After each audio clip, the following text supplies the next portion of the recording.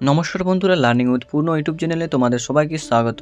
তোমরা কি ক্লাস 12 তৃতীয় সেমিস্টারের শিক্ষাবিজ্ঞান পরীক্ষার প্রস্তুতি নিচ্ছ?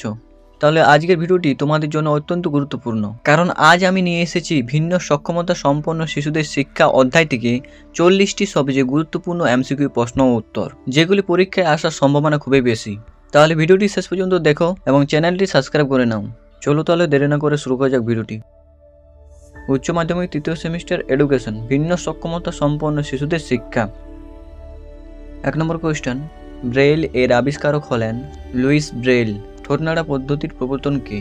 জুয়ান পাবলো বনে।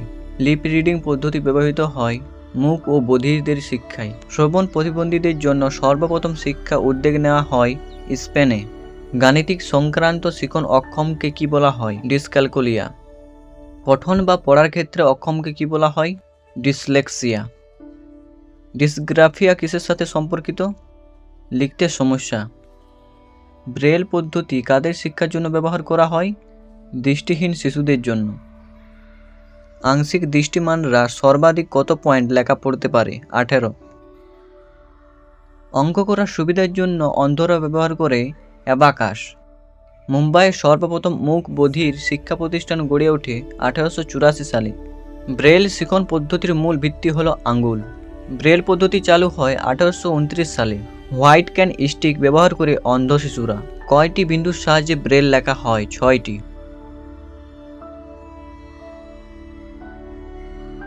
অডিওমিটার যন্ত্রের সাহায্যে কি পরিমাপ করা যায়? অন্ধত্ব। ভারতে অন্ধদের জন্য জাতীয় গ্রন্থাগার স্থাপিত হয়েছে দেহরাদুনে। উঁচু খোদাই করা মানচিত্র ব্যবহৃত হয় দৃষ্টিহীনদের শিক্ষার জন্য।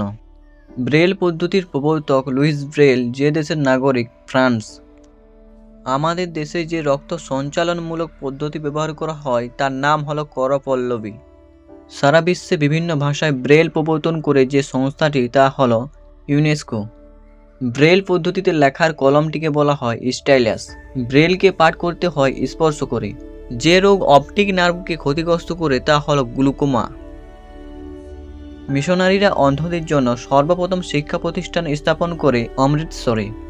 শব্দের তীব্রতা পরিমাপের একক হলো ডিবি বা ডেসিবেল।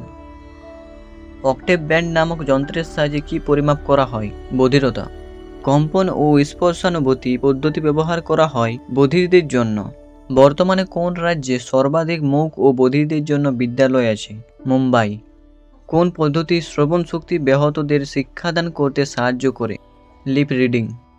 মুখ ও বধির শিশুদের পাঠ্যক্রমের অন্তর্গত একটি বিষয় হলো হস্তশিল্প। বাক পঠনের অপর নাম কি? অষ্টপঠন। করপল্লবী হলো বধিরদের শিখনের বর্ণ পদ্ধতি।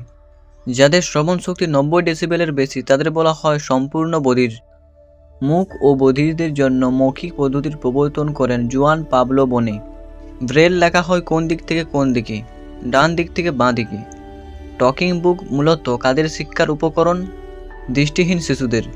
শিক্ষায় স্ক্রিন রিডার সফটওয়্যার কাদের জন্য ব্যবহার করা হয়? দৃষ্টিহীন শিক্ষার্থীদের জন্য। অটিজম মূলত কোন ধরনের ব্যাধি? স্নায়বিক ও সামাজিক বিকাশজনিত সমস্যা। আন্তর্জাতিক প্রতিবন্ধী দিবস কবে পালিত হয়? 3রা ডিসেম্বর। যদি ভিডিওটি ভালো লেগে থাকে তাহলে অবশ্যই লাইক, কমেন্ট এবং সাবস্ক্রাইব করতে ভুলো না। পরবর্তী ভিডিওতে আমরা শিক্ষাবিজ্ঞানে আরও গুরুত্বপূর্ণ অধ্যায়ের এমসিকিউ নিয়ে আসব। ততক্ষণ পর্যন্ত ভালো থেকো, সুস্থ থেকো। জয় হিন্দ।